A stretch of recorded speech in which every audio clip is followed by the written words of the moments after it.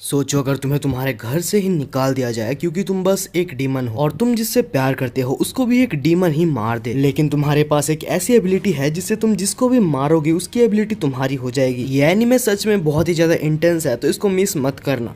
इस एनिमे की शुरुआत में हम एक लड़की को देखते हैं जो कि चिल्ला चिल्ला के कह रही होती है कि प्लीज मुझे मत मारिए, लेकिन उसके डैड उसको मार के उसके घर से निकाल देते हैं और कहते हैं कि तुम मेरी जिंदगी की सबसे बड़ी गलती हो। जहाँ ये सब उसका भाई भी देख रहा होता है। वो अपने भाई से मदद भी मांगती है, लेकिन उसका भाई उस वक्त कुछ भी नहीं कर पाता और उसके डैड उस लड़की को लात मार के घर से निकाल देते हैं। घर के बाहर वाले स्टोर रूम में कैद करके रख देते हैं। उसका भाई जिसका नाम चिंता था वो ये सब सह नहीं पा रहा था, जिस वजह से वो अपने बहन को स्टोर रूम से बाहर निकालने के लिए आधी रात को जाता है। लेकिन जब चिंता वहाँ पर जाता है तो वो देखता है उसकी बहन तो स्टोर रूम में है ही नहीं। फिर वो उसको इधर उधर हर जगह पर खोजने लगता है और घर के बाहर वो देखता है कि बारिश में वो भीग रही थी। तब चिंता उसके पास जाता है और उससे माफी मांगता है और बोलता है कि हमारे डैड जब तुम्हें मार रहे थे तब मुझे कुछ करना चाहिए था, लेकिन मैं बहुत ज्यादा डर गया था, प्लीज मुझे माफ कर दो। तब उसकी बहन जिसका नाम सीजू में था, बारिश की वजह से उसकी पट्टी थोड़ी सी नीचे आ गई थी और हम उसके डीमन आई को देखते हैं। तब सीजू में बोलती है कि प्लीज भैया आप मेरी वजह से इतने तकलीफें मत उठाया कीजिए, आप डैड के पास जाइए, उन्हें आपकी जरूरत है। तब उसका भाई बोलता है नहीं हम लोग यहाँ से जा रहे हैं। और उसके बाद हम देखते हैं चिंता और सुजू में रात के अंधेरे में एक जगह पर बैठे होते हैं। उनके पास रहने के लिए एक भी जगह नहीं था, लेकिन तभी यहाँ पर एक आदमी आता है। वो आदमी चिंता से कहता है कि अगर तुम्हारे पास रहने के लिए कोई जगह नहीं है तो तुम मेरे साथ चलो, वैसे भी बाहर बहुत ज्यादा ठंड है, तुम ज्यादा देर यहाँ पर बाहर नहीं रह पाओगे। चिंता के पास कोई भी ऑप्शन नहीं था, जिस वजह से वो उस आदमी के साथ जाने के लिए मान जाता है। अगले सीन में हम चिंटा को देखते हैं जो कि जस्ट सो के उठा हुआ होता है और वो आदमी बोलता है तो तुम उठ गए, तो ये है हमारा विलेज। और उसके बाद वो आदमी पूरा चिंटा को अपना विलेज दिखाता है। वो आदमी ये भी बताता है कि ये विलेज ब्लैक स्मिथ का विलेज है जहाँ पर सब लोग कटाना बनाया करते हैं। जब वो आदमी घर आता है तब हम देखते हैं उस आदमी की बेटी जो कि उनको देख के बहुत ज्यादा खुश होती है। फिर वो लड़की उसके पास जाके खुद को इंट्रोड्यूस करती है, जहाँ पर वो बोलती है कि उसका नाम शिरायुकी सान है। तब चिंता खुद को इंट्रोड्यूस करते हुए बोलता है कि मेरा नाम चिंता है और ये मेरी बहन सुजुने है। सीरिया ये सुन के बहुत ही ज्यादा खुश होती है और बोलती है कि तुम आज से मेरे को सीरिया बुला सकते हो क्योंकि आज से हम एक ही फैमिली है। अगले सीन में हम देखते हैं कि सीरिया के डैड बैठ के अपने तलवार को साफ कर रहे थे, जहाँ पर अभी भी चिंता को समझ नहीं आ रहा था कि वो बैठ के क्या करे। तब चिंता पूछता है तो क्या आप एक समुराई हो, लेकिन तब वो बोलते हैं कि नहीं मैं एक सेंटिनल हूँ जो कि लोगों को डीमन से बचाते हैं। फिर हम देखते हैं कि सीरिया, चिंता और साथ ही में सुजुने खेलते खेलते बहुत अच्छे दोस्त बन जाते हैं। एक शाम सीरिया की एक दोस्त जब अपने मॉम के पास लौट के जाती है तब चिंता पूछता है कि सीरिया आखिर तुम्हारे मॉम कहाँ पर है। तब हमें पता चलता है कि सीरिया की मॉम इस विलेज की गॉडेस हैं जिसको सब नहीं मिल सकते, बहुत ही कम जन उनसे मिल सकते हैं, जैसे कि मेरे पापा और कुछ प्रीस्ट्स। मैं उनकी बेटी हूँ लेकिन आज तक मैंने उन्हें कभी भी अच्छे से नहीं देखा। तब चिंता कहता है कि मुझे तुम्हारी मॉम का नाम पता है जो कि यूकोजो है और मुझे पता है उन्होंने ही हमें यहाँ पर रहने की इजाजत दी है। फिर हम 3 साल बाद का सीन देखते हैं जहाँ पर चिंता भी तलवारबाजी सीखने की कोशिश कर रहा था क्योंकि वो भी मोटोहारू जैसा एक सेंटिनल बन के अपनी विलेज की रक्षा करना चाहता है। लेकिन चिंता की जो प्रोग्रेस थी वो बहुत ही स्लो हो रही थी, जिस वजह से वो बहुत ज्यादा दुखी हो गया। जहाँ पर मोटोहारू बोलता है कि चिंता मत करो, तुम्हारी प्रोग्रेस बिल्कुल सही है। तब मोटोहारू बोलता है कि तुम जरूर एक दिन एक कामयाब सेंटिनल बनोगे। साथ ही साथ सीरिया भी बोलती है कि हाँ बिल्कुल सही, मेरे को तुम्हारे ऊपर पूरा भरोसा है कि चिंता तुम एक दिन एक अच्छे सेंटिनल बनोगे। इसके बाद हम बहुत सालों बाद देखते हैं जहाँ फाइनली चिंता अपने विलेज का सबसे स्ट्रॉन्गेस्ट सेंटिनल बन चुका है और चिंता फिलहाल रक्षा कर रहा है अभी की प्रेजेंट गॉडेस जिसका नाम शिरायुकी है। इसके बाद चिंता सारे लोगों को बताता है कि कैसे डीमन से ह्यूमन का फॉर्म लेके यहाँ पर विलेज में अटैक करने की कोशिश कर रहे हैं। लेकिन फिर वहाँ पर बैठा हुआ चीफ बोलता है कि वो डीमन पक्का यहाँ पर गॉडेस की लिवर को खाने के लिए आया था, क्योंकि हमारी एंशिएंट हिस्ट्री के हिसाब से जो भी गॉडेस की लिवर को खाता है वो इमॉर्टल बन जाता है। किसी को भी इस बात पर विश्वास नहीं हो रहा था, लेकिन तब चीफ बोलता है कि इससे पहले भी इस तरीके के अटैक हो चुके हैं और यह अटैक इससे पहले वाले गॉडेस के ऊपर हुआ था जो कि सीरिया की माँ थी और हमारे मोटोहारू ने भी उस डीमन को मारते हुए अपनी जान गंवा दी थी। तब हमें क्यूमासा नाम के एक सेंटिनल के बारे में बताया जाता है जो कि चीफ का बेटा था। वो चिंता का मजाक उड़ा रहा होता है, लेकिन चिंता भी पीछे नहीं हटता। दोनों की बहस हो रही होती है, लेकिन तभी गॉडेस शिरिया बोलती है कि तुम लोग एक दूसरे से माफी मांगो। कुछ देर बाद जब वहाँ से सब लोग चले जाते हैं तो शिरिया अपने नॉर्मल फॉर्म में आ जाती है और वो चिंता से बिल्कुल फ्रीली बात करने लगती है, लेकिन चिंता उसको ऐसे बात करने से मना करता है। लेकिन उसको अच्छे से पता है कि शीरिया को मना करने का उसका कोई भी फायदा नहीं, क्योंकि शीरिया आखिरकार चिंता की बचपन की दोस्त है। तब चिंता भी उससे नॉर्मली बात करने लग जाता है, जहाँ पर शीरिया बोलती है कि सुजुने तुम्हारा वेट कर रही थी। हम देखते हैं कि सुजुने को यहाँ पर गॉडेस के आसपास रहने से स्ट्रिक्ट मना है, लेकिन है तो ये लोग दोस्त थी, जिस वजह से कभी कभी ये लोग मिल लिया करते हैं। हम देखते हैं कि सुजुने का हाइट अभी तक बड़ा नहीं होता है, शायद इसलिए क्योंकि वो एक डीमन है। तब यहाँ पर चिंता को लगता है कि कोई उसके पास आ रहा है, जिस वजह से वो सुजुने को छुपने के लिए बोल देता है, और तभी चीफ उसके पास आ जाता है और चिंता को बाहर जाने के लिए बोलता है, ताकि वो यहाँ पर शीरिया युकी यानी कि गॉडेस से अकेले में बात कर सके। फिर हमें शीरिया, चिंता और सुजुने का पास्ट दिखाया जाता है, जहाँ पर शीरिया के माता पिता मर चुके होते हैं, और शीरिया ये डिसीजन लेती है कि विलेज की नेक्स्ट गॉडेस वो बनेगी, क्योंकि उसकी मॉम इस विलेज से बहुत ज्यादा प्यार किया करती थी। जहाँ शीरिया चिंता को बोलती है, अगर मैं गॉडेस बन गई तो मैं तुमसे ज्यादा नहीं मिल पाऊंगी। लेकिन तब यहाँ पर चिंता बोलता है कि अगर तुम गॉडेस बनने वाली हो तो मैं यहाँ का सबसे पावरफुल सेंटिनल बनूंगा, ताकि हम लोग मिल सके। अचानक से हमें दो डीमंस को दिखाया जाता है, जो कि पेड़ के ऊपर बैठ के सुजुने के ऊपर नजर रख रहे थे। और इसके बाद हमें चिंता को दिखाया जाता है, जिसकी आज छुट्टी थी और वो घर में बैठा होता है। चिंता और सुजुने बैठे हुए थे, तभी वहाँ पर शीरिया आ जाती है, और उसको देख के यहाँ पर चिंता बिल्कुल चौंक जाता है और मना करता है कि ऐसे तुम कभी भी मत आ जाया करो, क्योंकि तुम एक गॉडेस हो और तुम ऐसे अगर मेरे घर में आओगी तो ये ठीक नहीं रहेगा। शीरिया बोलती है कि चिंता मत करो, मैंने सारे चीफ्स की परमिशन ले ली है। और फिर वो तीनों लोग बैठ के वहाँ पर खाना खा रहे होते हैं। खाना खाते खाते वो लोग डिस्कशन करते हैं कि यहाँ पर चिंता और शीरिया की आज छुट्टी है, तो वो दोनों बाहर घूमने जा सकते हैं। ये सुन के सुजुने तो बहुत ज्यादा खुश हो जाती है, क्योंकि सुजुने को पता है कि ये दोनों एक दूसरे को लाइक करते हैं। इसके बाद हम देखते हैं कि दोनों ही चल के पूरा गाँव को घूमते हैं, जहाँ इन दोनों को सब लोग देख रहे हैं। कुछ देर बाद जाके ये दोनों एक जगह बैठते हैं, जहाँ ये लोग अपने पेरेंट्स के बारे में सोच रहे थे। ये दोनों एक दूसरे से वादा लेते हैं कि जैसे इनके पेरेंट्स इसके गांव को प्रोटेक्ट करते थे, वैसे ये दोनों भी अपने गांव को प्रोटेक्ट करेंगे। कुछ देर बाद शीरिया बोलती है कि चिंता मेरी बात सुनो, अब मैं तुम्हें कुछ बहुत ही इंपॉर्टेंट बात बताने जा रही हूँ। चिंता, मैं तुम्हें सच में बहुत ज्यादा प्यार करती हूँ, लेकिन क्योंकि मैं एक गॉडेस हूँ तो मेरे कुछ कर्तव्य हैं, और हमारे विलेज के चीफ चाहते हैं कि मेरी शादी क्यूमासा से हो, क्योंकि वही हमारा विलेज का अगला चीफ होने वाला है। और चीफ चाहते हैं कि इस विलेज का अगला गॉडेस यानी कि मेरी बेटी जल्द से जल्द इस दुनिया में आए, ताकि अगर कभी भी मैं डीमंस के हाथों मारी गई तो अगली गॉडेस मेरी बेटी बनने के लिए रेडी होगी। और इसके बाद शीरिया ये भी बताती है कि मैं तुम्हारे साथ इस विलेज से भाग जाना चाहती हूँ, लेकिन मुझे पता है कि तुम मुझसे प्यार नहीं करते। तब चिंता समझाता है कि शीरिया से वो आखिरकार कितना ज्यादा प्यार करता है, लेकिन फिर वो ये भी बोलता है कि तुम एक गॉडेस हो और तुम्हें यहाँ से ऐसे भाग जाना शोभा नहीं देता, जहाँ मैंने भी कसम खाई है कि मैं इस विलेज को प्रोटेक्ट करूंगा। जिस वजह से शीरिया अगर हम यहाँ से भाग भी जाए तो हमारे लाइफ का कोई पर्पस नहीं होगा। और हम देखते हैं कि ये दोनों एक दूसरे से वादा करते हैं कि ये लोग अपने अपने फर्ज निभाएंगे, जिस वजह से इन दोनों को अपना प्यार दफनाना होता है। अगले दिन विलेज चीफ को पता चलता है कि विलेज में कुछ डीमंस है, जिस वजह से वो डीमंस को मारने के लिए चिंता को भेज देता है। दूसरी साइड क्यूमासा चिंता को बहुत ही बुरी तरह से पकड़ता है और बोलता है कि क्या तुम हमारी शादी से खुश हो? मुझे पता है कि तुम शीरिया से प्यार करते हो। तब चिंता बोलता है कि गाँव की भलाई के लिए यही सही रहेगा। फिर हम देखते हैं कि चिंता अपने डीमंस को मारने के लिए निकल जाता है, जहाँ दो डीमंस जो सुजुने के ऊपर नजर रखे हुए थे उनमें से एक डीमन सुजुने के पास चला जाता है, जहाँ दूसरा डीमन यहाँ पर चिंता के साथ फाइट करने लग जाता है। हम देखते हैं कि यहाँ पर चिंता उस डीमन के साथ फाइट कर रहा था, जहाँ वो डीमन चिंता के ऊपर भारी पड़ रहा था, लेकिन बहुत मेहनत करने के बाद फाइनली चिंता उस डीमन के एक हाथ को काट देता है। जहाँ डीमन को दर्द होने के जगह उसे मजा आने लगता है और वो बोलता है कि आखिर ये तलवार तुमने उठाई क्यों है? जहाँ चिंता बोलता है कि तुम जैसे बदमाश डीमंस को मारने के लिए और अपना वादा पूरा करने के लिए। दूसरी साइड जो डीमन जो यहाँ पर सुजुने के पास थी, वो समझ जाती है कि सुजुने एक ह्यूमन फॉर्म में बैठी हुई है, हालांकि वो एक डीमन है, और वो ये सब बस अपने भाई के लिए कर रही है, क्योंकि वो अपने भाई को बहुत ज्यादा प्यार करती है। लेकिन ये डीमन तो बिल्कुल अयानोकोजी जैसे मैनिपुलेटर निकली। वो सुजुने को मैनिपुलेट करते हुए ये दिखाती है कि कैसे यहाँ पर चिंता एक डीमन के साथ लड़ रहा है और वो खतरे में है, और उसे बचाने के लिए यहाँ पर सुजुने को जाना पड़ेगा। पहले तो उसके साथ जाने के लिए सुजुने मना कर देती है, लेकिन इसके बाद वो डीमन उसको दिखाती है कैसे शीरिया और क्यूमासा मिलके बाद में चिंता को मिलके धोखा देने वाले हैं। और ये सुन के सुजुने को बहुत ज्यादा गुस्सा आ जाता है, जिस वजह से वो फाइनली यहाँ पर जाने के लिए रेडी हो जाती है। दूसरी साइड हम देखते हैं कि वो डीमन सच में यहाँ पर चिंता के ऊपर बहुत ज्यादा भारी पड़ रहा था। चिंता उठता है और उस डीमन से पूछता है कि आखिर तुम लोग यहाँ पर ह्यूमंस को क्यों मारते हो? डीमन जवाब देता है कि ये तो हमारी नेचर में है और हम इसको बदल नहीं सकते। और फिर से यहाँ पर डीमन और चिंता की लड़ाई चालू हो जाती है, जहाँ इस बार वो डीमन चिंता का एक हाथ को उसी के तलवार से काट देता है और साथ ही साथ उसके तलवार के भी 2 टुकड़े कर देता है। लेकिन तभी टाइम देखते साथ यहाँ पर चिंता उसी टूटे हुए तलवार को लेकर डीमन के दिल के अंदर घुसा देता है, जिस वजह से वो डीमन यहाँ पर मारा जाता जाता है, लेकिन मरने से पहले वो डीमन बोलता है, हम डीमन इस गांव में बस इसलिए आए थे ताकि हम यहाँ पर सबसे स्ट्रॉन्गेस्ट डीमन से मिल सके। चिंता साफ साफ समझ जाता है कि आखिरकार वो किसकी बात कर रहा है, वो सुजुने की बात कर रहा है। दूसरी साइड हम क्यूमासा को देखते हैं जो कि सीरिया से ये बुलवाने की कोशिश कर रहा था कि वो इस शादी से खुश है, जहाँ सीरिया भी ये समझ चुकी थी कि विलेज के लिए उसको ये सब करना ही होगा, जहाँ वो भी इस बात को मान लेती है। लेकिन तभी यहाँ पर वो डीमन सुजुने के साथ यहाँ पर आ जाती है ताकि वो सुजुने को दिखा सके कि ये दोनों मिलके यहाँ पर चिंता को धोखा दे रहे हैं। जहाँ सुजुने वो उन दोनों को देख के यहाँ पर सीरिया से बोलती है कि मुझे नहीं पता था कि तुम इस टाइप की इंसान हो, मैं इतने सालों तक ह्यूमन फॉर्म में रही ताकि मैं अपने भाई और तुमको खुश देख पाऊं, लेकिन आखिरकार इन सब का क्या मतलब हुआ। सीरिया उसको ये सब समझाने की कोशिश करती है कि ये सब वो बस अपने विलेज को बचाने के लिए कर रही है, लेकिन सीरिया की बात सुनने से पहले ही वो डीमन यहाँ पर सुजुने को भड़काने लग जाती है और सुजुने के हाथ में वो एक तलवार देती है जिससे वो यहाँ पर शिराया को मारने के लिए बोलती है। दूसरी तरफ यहाँ पर जिंता देखता है कि उसका हाथ खुद ब खुद ठीक हो गया, लेकिन उसको कुछ भी समझ नहीं आता। जैसे ही वो कुछ समझ पाता उससे पहले वो देखता है कि पूरे विलेज में यहाँ पर आग लग चुकी है। इसी तरफ हम देखते हैं कि सुजुने यहाँ पर असली डीमन फॉर्म में आ चुकी है, जहाँ वो सिराया को मारने के लिए बिल्कुल रेडी थी। लेकिन तभी यहाँ पर जिंता आ जाता है और वो सिराया को गले लगा लेता है,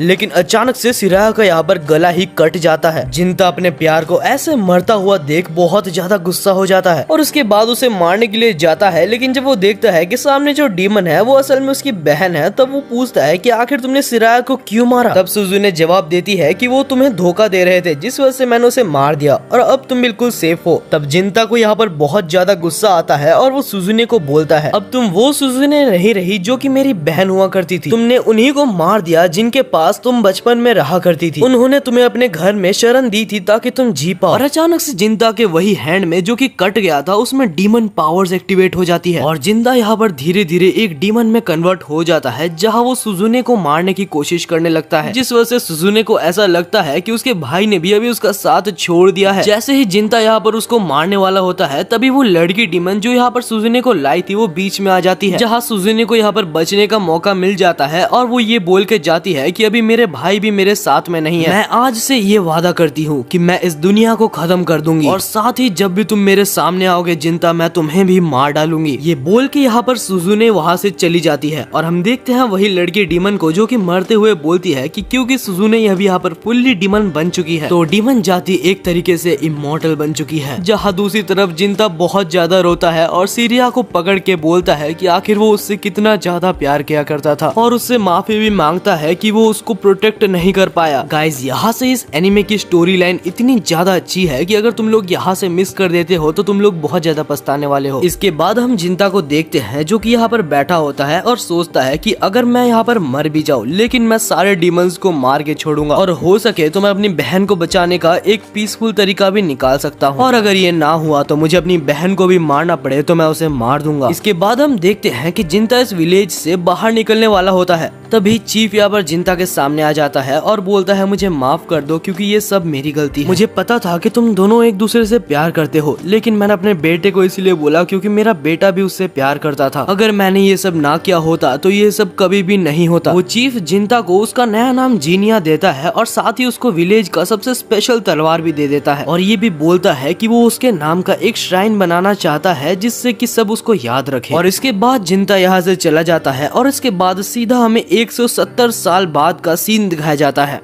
यहाँ हमें एक नया विलेज दिखाया जाता है जहाँ हमें एक स्टोर दिखाया जाता है जहाँ पर एक वर्कर जिसका नाम जेंजी होता है वो एम्प्लॉय यहाँ पर सबको मक्खन लगा रहा होता है ताकि वो स्टोर से कुछ चीजें खरीद सके और उस एम्प्लॉय का जो बॉस होता है उसे इसे हमारे जिंता का काम था यानी कि नया नाम जो कि जीनिया है। हमें पता चलता है कि उस ओनर ने यहाँ पर जीनिया को इसलिए बुलाया था ताकि वो अपने गोद लिए हुए बेटी को डीमन से बचा सके और इससे ज्यादा वो जीनिया को कुछ भी नहीं बताता। तभी यहाँ पर वो वर्कर आता है और जीनिया को बोलता है कि कुछ दिनों पहले ओनर की बेटी के पास एक डीमन आया था जो कि बोल रहा था कि वो मेरी बेटी है, यानी कि वो डीमन ओनर की बेटी को अपनी बेटी समझ रहा है और क्योंकि ओनर अपनी बेटी से बहुत ज्यादा प्यार करता है तो वो उसको यहाँ से जाने नहीं देना चाहता, जिस वजह से जीनिया को बुलाया गया है ताकि वो उसकी बेटी को उस डीमन से प्रोटेक्ट कर सके। और तभी ओनर की बेटी जिसका नाम नात्सु होता है वो वहाँ पर आ जाती है और उसको तो जीनिया बिल्कुल फ्रॉड लग रहा था, जिस वजह से वो अपने पापा को बोलती है कि मुझे ये अपना प्रोटेक्टर नहीं चाहिए। लेकिन उसके पापा उसको समझाने की कोशिश करते हैं लेकिन वो बिल्कुल भी नहीं समझती और मना मना कर देती है। फिर हम रात की सीन को देखते हैं जहाँ नात्सु सोने वाली होती है, लेकिन उसको बहुत ज्यादा डर लग रहा था कहीं वो डीमन रात को उसके ऊपर हमला ना कर दे, जिस वजह से नात्सु ने उस वर्कर को अपने रूम के बाहर बैठाया होता है सेफ्टी के लिए। और क्योंकि नात्सु को बिल्कुल भी जीनिया के ऊपर भरोसा नहीं था तो जीनिया वहाँ से चला गया था। अचानक से नात्सु को यहाँ पर डीमन की प्रेजेंस महसूस होने लगती है, जिस वजह से वो बहुत ज्यादा डर जाती है। और बाहर वो वर्कर खड़ा होता है जिसके सामने यहाँ पर डीमन आ चुका था। जहाँ वो वर्कर कुछ भी नहीं कर पा रहा था, उसका हाथ बिल्कुल फ्रीज हो चुका था। और वो डीमन यहाँ पर वर्कर की तरफ हाथ बढ़ाता है और अपनी बेटी को वापस मांगता है, लेकिन तभी अचानक से जीनिया यहाँ पर आ जाता है और उस डीमन के हाथ को काट देता है। तभी नात्सु बाहर आ जाती है और वो जीनिया को देख के चौंक जाती है। जीनिया उस डीमन से पूछता है कि तुम यहाँ पर क्यों हो और तुम्हारा नाम क्या है, लेकिन वो डीमन सिर्फ अपने बेटी को वापस मांगे जा रहा था, जिस वजह से जीनिया यहाँ पर उसको बीच से काट देता है। जीनिया ये भी बोलता है कि वो डीमन पूरी तरीके से नहीं मरा है, क्योंकि जब भी एक डीमन मरता है तो उसके ऊपर से एक व्हाइट स्मोक निकलता है और ये डीमन यहाँ पर मरा नहीं था, जिस वजह से ये डीमन वापस तो जरूर आएगा। अगले सीन में हम देखते हैं कि उसी वर्कर को जो कि जीनिया के साथ बैठा होता है और वो बोलता है कि तुम प्लीज नात्सु को प्रोटेक्ट करना। जहाँ जीनिया पूछता है कि ये नात्सु आखिरकार कहाँ से आई है, जहाँ वो वर्कर बोलता है कि मेरे ओनर के एक रिलेटिव थे जो कि मर गए थे और उनकी बेटी जो कि नात्सु है, तब मेरे ओनर ने नात्सु को अडॉप्ट कर लिया था। और अगर तुम्हें लगता है जीनिया कि नात्सु एक डीमन है तो तुम इससे बिल्कुल बेफिक्र रहो, क्योंकि अगर नात्सु एक डीमन रहती तो मेरे ओनर उसको कभी भी अडॉप्ट नहीं करते। ऐसा इसीलिए क्योंकि मेरे ओनर के वाइफ को एक डीमन ने ही मार दिया था, जिस वजह से मेरे ओनर डीमन से बहुत ज्यादा नफरत करते हैं। अगले सीन में हम देखते हैं कि नात्सु और उसके पापा बैठ के खाना खा रहे होते हैं, जहाँ नात्सु उसके पापा से शुक्रिया अदा करती है क्योंकि उसने एक बहुत ही अच्छा प्रोटेक्टर नात्सु के लिए चुना है। नात्सु के फादर ये भी बोलते हैं कि जीनिया यहाँ का सबसे फेमस डीमन स्लेयर है। जीनिया की बैक स्टोरी हमारे लिए एक मिस्ट्री है जो कि सच में बहुत ही ज्यादा इंटरेस्टिंग होगी। अगले सीन में हम वर्कर और जीनिया को देखते हैं जो कि नात्सु के प्रोटेक्शन में बाहर बैठे हुए थे, जहाँ वर्कर नात्सु से माफी मांग रहा था क्योंकि कल डीमन से वो उसको बचा नहीं पाया, हालांकि वो खुद ही फ्रीज हो गया। तब नात्सु जीनिया से पूछती है कि क्या एक ह्यूमन और डीमन का बच्चा भी हो सकता है। जीनिया बोलता है कि हाँ ये पॉसिबल है, जहाँ पर नात्सु को लगता है कि शायद वो उसी डीमन की बच्ची है। जहाँ जीनिया बोलता है कि नहीं नात्सु, तुम उस डीमन की बच्ची नहीं हो, मेरा भी एक डीमन के साथ रिलेशन था जिस वजह से मैं बता सकता हूँ कि तुम उस डीमन की बच्ची नहीं हो। डीमन सिर्फ ह्यूमंस और डीमन से ही पैदा नहीं होते, वो यहाँ पर डार्क इमोशंस और बुरे थॉट्स से भी पैदा हो सकते हैं। ये सब ये बात कर ही रहे होते हैं कि तभी वो डीमन अचानक से वापस आ जाता है और जीनिया उसको पकड़ लेता है, जहाँ वो यहाँ पर नात्सु को पूछता है तो क्या मैं इस मॉन्स्टर को या फिर डीमन को मार दूं। जीनिया उसको इसीलिए पूछता है क्योंकि वो डीमन नात्सु के ही बैड इमोशंस से बना होता है और जब तक नात्सु के बैड इमोशंस खत्म नहीं होंगे तब तक वो डीमन भी नहीं मरेगा। तब नात्सु मन ही मन में सोचती है कि ये डीमन पक्का इसी वजह से बना होगा क्योंकि मैं अपने पापा का अटेंशन पाना चाहती थी। वो मेरे खुद के पापा नहीं है, जिस वजह से मुझे लगता था कि वो मुझे प्यार नहीं करते और अटेंशन पाने के लिए ही मैंने शायद ये सब कुछ किया। असली डीमन तो शायद मैं ही हूँ। लेकिन तब वो वर्कर नात्सु को समझाता है कि ऐसा कुछ भी नहीं है और नात्सु भी ये सब फाइनली समझ जाती है, जहाँ वो बोलती है कि ठीक है जीनिया, तुम उसको खत्म कर दो। जहाँ जीनिया उस मॉन्स्टर को खत्म कर देता है और उससे व्हाइट स्मोक भी निकलना स्टार्ट हो जाती है, लेकिन कुछ देर बाद वो डीमन खुद ब खुद जिंदा हो जाता है और कहीं ना कहीं इस बात का जीनिया को भी पता होता है ये डीमन सुजुने को खोजने के लिए आया था और ये डीमन असली में यहाँ पर जीनिया की मदर होती है, जो कि यहाँ पर सुजुने को खोजने के लिए आई होती है। और उसके बाद जीनिया उसको भी थोड़े दुख के साथ खत्म कर देता है। इसके बाद हम देखते हैं शॉप ओनर नात्सु और साथ ही वर्कर जीनिया का शुक्रिया अदा करते हैं और जीनिया यहाँ पर नात्सु को ये बोल के जाता है कि लाइफ एक ही बार मिलती है, जिस वजह से तुम जो भी करना चाहती हो इसी लाइफ में करके मरो। जीनिया ये सब कह के यहाँ से चला जाता है। जब नात्सु अपने पापा से पूछती है कि आखिर तुमको जीनिया के ऊपर इतना ज्यादा भरोसा क्यों था, तब वो बोलते हैं कि अपने बेटे के ऊपर किसको भरोसा नहीं होगा। तब ये दोनों तो कुछ समझ नहीं पाते, लेकिन आप लोग तो ये समझ ही गए होंगे कि ये असल में जीनिया के फादर हैं और हमारे जीनिया को भी इस बात का पता कहीं ना कहीं लग गया होता है। अगले सीन में हम देखते हैं कि जीनिया एक छोटे से होटल में खाना खाने के लिए बैठा होता है और वहाँ के होटल मैनेजर और कुछ स्टाफ से बात कर रहे होते हैं कि दूर एक जगह में कुछ सीरियल किलिंग चल रही है, जहाँ जीनिया ज्यादा ध्यान नहीं देता। लेकिन जब वो जा रहा था तब उनको पता चलता है कि जीनिया एक डीमन स्लेयर है। तो वो मैनेजर बताता है कि जो सीरियल किलिंग्स चल रही है वो ऐसा अफवाह है कि ये डीमंस का ही काम है। जहाँ जब जीनिया उधर जाने की बात करता है तब होटल मैनेजर की बेटी जीनिया को उधर जाने से मना करती है, लेकिन यहाँ पर जीनिया ने भी ये वादा करके रखा है अपने आप से कि वो यहाँ पर सारे डीमंस को मार के रहेगा, जिस वजह से जीनिया रात को ब्रिज के ऊपर चले जाता है ताकि वो डीमन को मार सके। लेकिन कहीं पर भी वो डीमन उसको नहीं दिखता। लेकिन अचानक से यहाँ पर किसी लड़की की चिल्लाने की आवाज आती है और उसका पीछा करते हुए जीनिया भी उसके पास जाता है,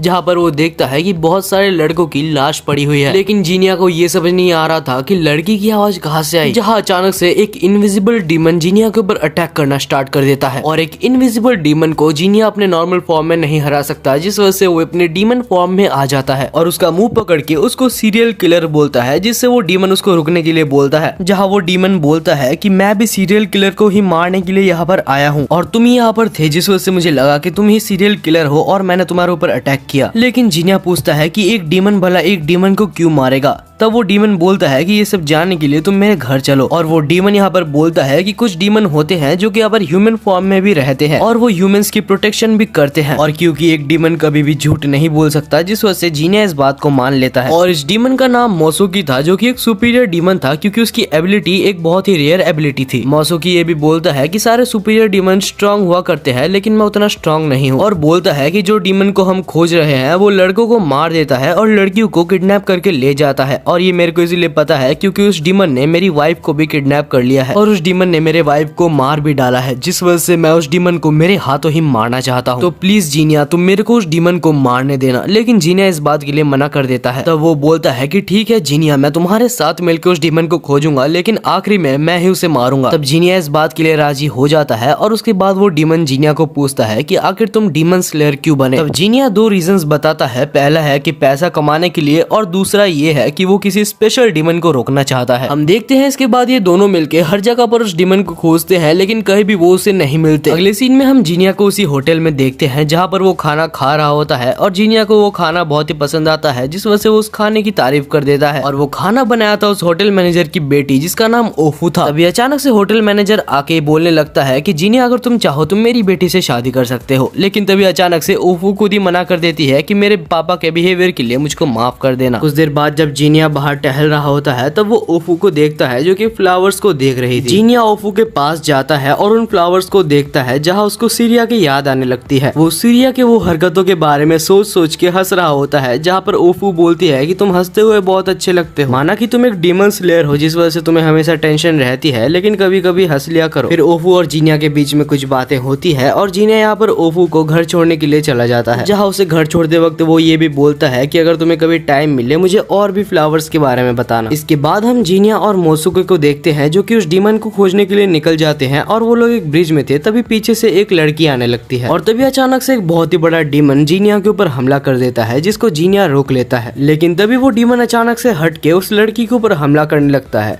तभी मोसुके यहाँ पर आ जाता है और उस लड़की को बचा लेता है और वो डीमन अब यहाँ से भागने लगता है, जहाँ पर मोसुके अपनी इनविजिबिलिटी एबिलिटी का यूज करके उसके पीछे चला जाता है। और हमें ये दिखाया जाता है कि जीनिया ने जिस लड़की को बचाया था वो कोई और नहीं नात्सु थी, जो कि यहाँ पर 3 साल बाद जीनिया से मिल रही थी। जीनिया पूछता है कि आखिर तुम इतनी रात को यहाँ पर क्या कर रही हो। तब नात्सु बोलती है कि मैं अपनी पापा की शॉप में मदद कर रही थी, तभी इस डीमन ने मेरे ऊपर हमला कर दिया और मैं अकेले नहीं, यहाँ पर मेरे साथ जेनजी भी है। वो तो अच्छा हुआ कि जीनिया तुम यहाँ पर थे। तभी जेनजी यहाँ पर आ जाता है और वो जीनिया को देख के बहुत ज्यादा खुश हो जाता है। वो यहाँ पर जीनिया को देख के बोलता है कि अगर तुम एक डीमन को खोज रहे हो तो वो डीमन शायद ये पास वाले टेम्पल में हो सकता है, क्योंकि उस टेम्पल से हर रात एक लड़की की मरने की आवाज आती है। दूसरी तरफ हमें मोसुके को दिखाया जाता है, जो कि उस डीमन का पीछा करते करते उसी टेम्पल में चला गया था, जहाँ उस डीमन को देख के उसको अपनी वाइफ की याद आ जाती है और उसे बहुत ज्यादा गुस्सा आ जाता है। वो डीमन बैठ के यहाँ पर एक लड़की को खा रहा होता है। तभी मोसुके अपनी इनविजिबिलिटी पावर का यूज करता है और उसके ऊपर अटैक करता है, लेकिन उससे पहले ही उस डीमन को ये अटैक सेंस हो जाता है, जिस वजह से वो डीमन यहाँ पर मोसुके के ऊपर हमला कर देता है और मोसुके यहाँ पर बहुत ही गंदी तरीके से इंजोर्ड हो जाता है। मोसुके भी रो रहा होता है क्योंकि वो अपनी वाइफ का बदला नहीं ले पाया, उससे पहले ही वो मर जाएगा। लेकिन तभी जीनिया टेम्पल में आ जाता है और मोसुके भी जीनिया को देख लेता है और मोसुके यहाँ पर जीनिया से ये वादा लेता है कि तुम मेरे बदले उस डीमन को मार दोगे, जहाँ जीनिया उसको वादा करता है, लेकिन उसका पावर भी उससे मांग लेता है। हमें पता चलता है कि जीनिया के अंदर वो पावर्स है जो पावर्स उसने सबसे पहले डीमन से लड़के ली थी, और वो पावर चाहे तो किसी भी डीमन की पावर्स को अपने अंदर एब्जॉर्ब कर सकती है, जिस वजह से मोसुके के मरने से पहले वो अपने इनविजिबिलिटी पावर जीनिया को दे देता है। दूसरी तरफ हम उस डीमन को देखते हैं जो कि एक और लड़की को लाके खाने लगता है। हमें पता चलता है कि वो डीमन यहाँ पर ये सब इसीलिए कर रहा है ताकि वो अपनी ह्यूमन फॉर्म में वापस से लौट लौट सके और लड़कियों को मार के खाने के बाद वो ये सब शायद से कर सकता है, जिस वजह से वो यहाँ पर सारे लड़कियों को मार के खा रहा है। अभी अचानक से यहाँ पर जीनिया जाता है और उसका एक हाथ को काट देता है। वो डीमन उसको देख लेता है, जहाँ पर उसको मारने की कोशिश करता है, लेकिन जीनिया यहाँ पर उससे बच जाता है और इसके बाद जीनिया उस डीमन के सिर को ही उड़ा देता है। मरने से पहले जब जीनिया उस डीमन को उसके सबको मारने का रीजन पूछता है तब वो डीमन रो रहा था और जीनिया को कुछ कहने की कोशिश कर रहा था, लेकिन जीनिया कुछ भी नहीं समझ पाता। असल में ये डीमन और कोई नहीं मोसुके की वाइफ होती है, जहाँ कुछ लोगों ने उसको मिल के मार दिया था और उसके बाद वो एक डीमन में कन्वर्ट हो गई थी और वो वापस से ह्यूमन फॉर्म में ट्रांसफॉर्म होकर मोसुके के पास जाना चाहती थी, जिस वजह से उसने सबकी जान ली। दूसरी तरफ हम जीनिया को देखते हैं जो कि मोसुके की वाइफ की यादों में उसके कातिलों को देख चुका था। दूसरी तरफ हम उन्हीं तो कातिलों को देखते हैं जो कि एक और दूसरी लड़की का फायदा उठाने की बात कर रहे थे, लेकिन तभी जीनिया वहां पर पहुंच जाता है और एक ही वार से उन दोनों का सिर काट देता है, जिस वजह से मोसुके का भी बदला यहाँ पर पूरा हो जाता है और अब जीनिया अपने मकसद को पूरा करने के लिए और आगे बढ़ने लगता है।